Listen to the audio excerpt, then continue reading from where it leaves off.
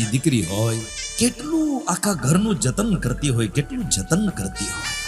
બાપ જેવો થાયકો પાયકો ઘરે આવે, આખા ઘરમાંથી એ બાપની વેદનાને સમજનારું કોઈ હોય નહીં. આ બધાય બાપ બેઠા છે, આ બધાય બાપને અનુભવ હશે. આખા ઘરમાં એ થાયકો પાયકો બાપ આવે ત્યારે બાપની વેદનાને સમજવા માટે કોઈ તૈયાર ન હોય. ઘરમાં કેટલું કામ કરીને આવ્યો હશે, એને માથું દુખતું હશે, એના પગ દુખતા હશે, એને તરસ લાગી હશે, એને ભૂખ લાગી હશે. મારો બાપ અમારા માટે થઈને દોડા કરે છે, દૈડા કરે છે, કામ કરે છે, એક પળ માટે આરામથી બેસતો નથી.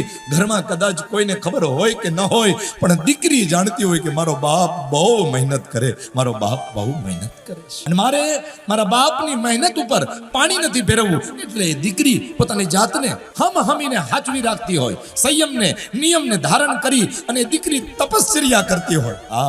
દીકરી તપ કરતી હોય. આપણે આપણા સંયમને નિયમ તોડી નાખીએ, પણ દીકરીઓ પોતાના સંયમને નિયમ તોડતી નથી. મા બાપની મર્યાદાને હાચવવા, એની આબરૂને હાચવવા. આપ થાયકો ભાઈકો આવે દોડીને આ દીકરીઓ તરત જ પાણીનો ગ્લાસ લઈ અને બાપની પાસે જશે. એને કહેશે, બાપુજી લો, તમે થાયકા પાયકા આવ્યા છો, લો પાણી પી. બાપ જ્યારે દીકરીના હાથેથી પાણી લે ને, મને એવું લાગે છે કે જે બાપે જીવતે જીવતા પોતાની દીકરીનો હાથનું પાણી પી લીધું હશે ને, પછી મર્યા પછી પિતૃ બની અને એને કોઈના પાણીની જરૂરત નહીં પડે, એને કોઈના પાણીની જરૂરત નહીં પડે.